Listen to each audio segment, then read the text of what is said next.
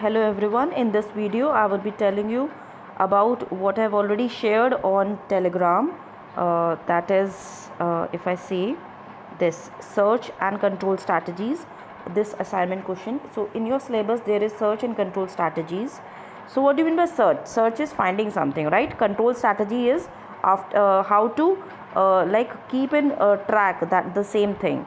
So in this I would just see the main parts. I've already shared it on your Telegram. I'm just explaining it. So consider the process of playing a game process of playing a game such as chess. Each board configuration can be thought of as representing a different state of the game. The chance of state occurs when one of the player moves a piece. A goal state is any of the possible board configuration corresponding to a checkmate. It has been estimated that the game of chess has more than 10 to the power 120 possible states. So this is like how to they are telling about how to search and the control strategies के बारे में बता रहे हैं. इसमें कुछ ऐसा typical नहीं है, just it's a simple thing. एक चेस का गेम बता रहे हैं, कितनी पॉसिबिलिटीज़ होती है, उसे कैसे कैसे खेला जा सकता है. तो उसमें सर्चिंग हमें जो करनी है वो कैसे हो सकती है. सर्चिंग क्या करनी है कि हमें फाइनली चेस के गेम में we have to win, right. हमें चेकमेट करके राजा को मारना होता है. तो सिमिलरली इसमें क्या है, to see this just note that there are about 20 alternative moves. For 20 alternative moves होते हैं बोर्ड्स में, और 100 डिफरेंट कॉन्फ़िगरेशंस होती हैं जिस तरीके से मूव हो सकता है. ठीक है, तो you just go through it. It's a pretty good example. ये सिर्फ सर्च और उसके ऊपर है. Search and the name of the chapter is control strategies पे. उसके बाद आते हैं प्रिलिमिनरी कंसेप्ट्स. प्रिलिमिनरी कंसेप्ट्स के बारे में क्या बताया है कि problem can be characterise as space consisting of a set of states, not necessarily finite, and a set of operations that map from one state to other states. ठीक है, 3 types states and 1 or more states, goal states. A solution of a problem is a sequence of one that requires the fewest operations or the least cost to map from an initial state. Amount the time and memory state requires to complete the mapping. Thus, a solution based on some algorithm, that is A1, is considered better than other using algorithm A2 if the time and space complexity A1 is less than A2. अब ये preliminary concept क्या बोल रहा है कि कोई भी काम करने से पहले हमें 2 चीज़ें देखती है, कि उसकी टाइम की कॉम्प्लेक्सिटी और उसकी स्पेस की कॉम्प्लेक्सिटी. टाइम का मतलब होता है कितना टाइम, अगर वो ज़्यादा टाइम ले रहा है तो कॉम्प्लेक्सिटी बहुत हाई है, इट इज़ नॉट गुड. अगर वो कम टाइम में प्रोसेस हो रहा है तो दैट इज़ गुड. स्पेस के लिए अगर वो ज़्यादा मेमोरी ले रहा है तो इट इज़ नॉट गुड. अगर वो कम मेमोरी ले रहा है space, it requires less memory space, तो इट इज़ गुड. तो इन्होंने बोला time and space complexity of algorithm may be defined in terms of their best, there average or their worst case performance in completing some task. In evaluation different search strategies, we follow the usual conventions of considering worst case performance and look for ways to improve on other. तो इन्होंने बोला है कि किस तरीके से improve on other ये हम कर सकते हैं. Graphs and tree representation. Graphs आप लोगों को पता ही है, जिसमें एक ग्राफ आपका नोड्स वाला होता है, उसमें एजेस होती हैं, तो वो ग्राफ होता है प्रॉपर. और अगर हम बात करें ट्री की, तो ट्री में एक रूट नोड होती है, उसका चाइल्ड होते हैं, पेरेंट्स होते हैं, तो ग्रैंड चाइल्ड होते हैं. तो इस तरीके से आपका ये ट्री रिप्रेजेंटेशन दिखाया है, जिसके अंदर आपका एग्जाम्पल लिया और ये नोड्स हैं. ठीक है, ये सारे नोट्स आपके अवेलेबल हैं. मैं सिर्फ मेन चीज़ें बता रही हूँ आपको. ग्राफ एंड सर्च ट्रीज़ हैं. फिर एग्जाम्पल ऑफ सर्च प्रॉब्लम्स, जिसमें मैंने डबल टिक लगा रखा है पेन से. दैट मीन्स ये आपका एज इट इज सिलेबस में टॉपिक गिवन है. ठीक है, and the book from which I have taken these notes is introduction to artificial intelligence and expert systems, जो कि जिसके ऑथर है Dan W Peterson.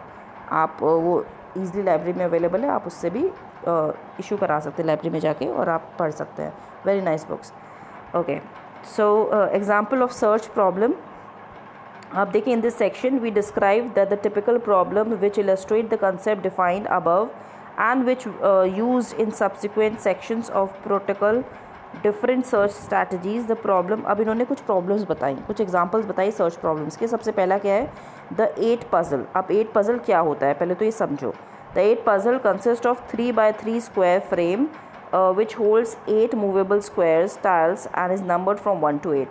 That mean 3x3 का square होता है, 3 रोज 3 कॉलम्स का स्क्वायर, ठीक है।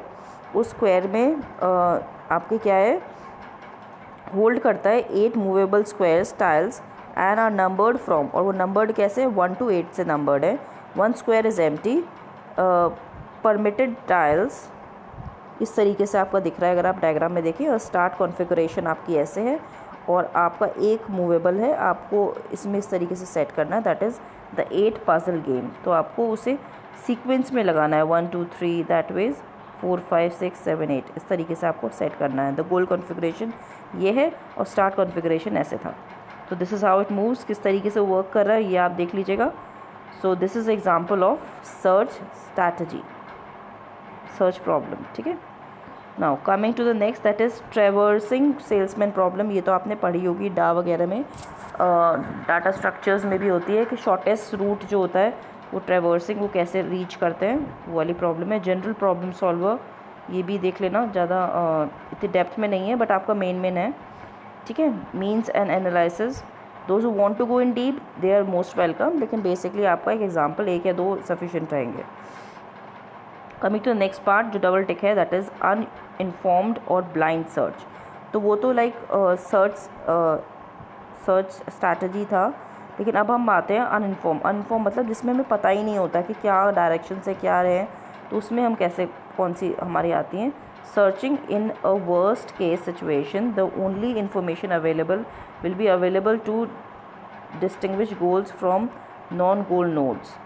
अब इसमें ना जब हम ना नाम ये हम ले रहे हैं अनइन्फॉर्म का मतलब है हमें पता ही नहीं हमें किस रूट पे चलना है, हमें सिर्फ ये पता है कि हमें, जैसे I give you live example इस चीज़ का, अनइन्फॉर्म्ड वाले का। जैसे मुझे पता है कि मुझे अपने घर से मेरठ कॉलेज जाने के लिए कौन सा रूट इज़ परफेक्ट, ठीक है। तो वो हो गया कि when I am informed about the route and everything, I know किस तरीके से जाना है, कौन सी रोड पकड़नी है, कहाँ लेफ्ट टर्न लेना है, कहाँ राइट टर्न लेना है, and then I reach to my destination. लेकिन एक अनइन्फॉर्म्ड होता है कि मुझे पता है कि मुझे मेरठ कॉलेज जाना है बट मुझे रास्ता नहीं पता। तो आई एम लाइक उस केस में I would be like okay just hold on, there is a problem I feel.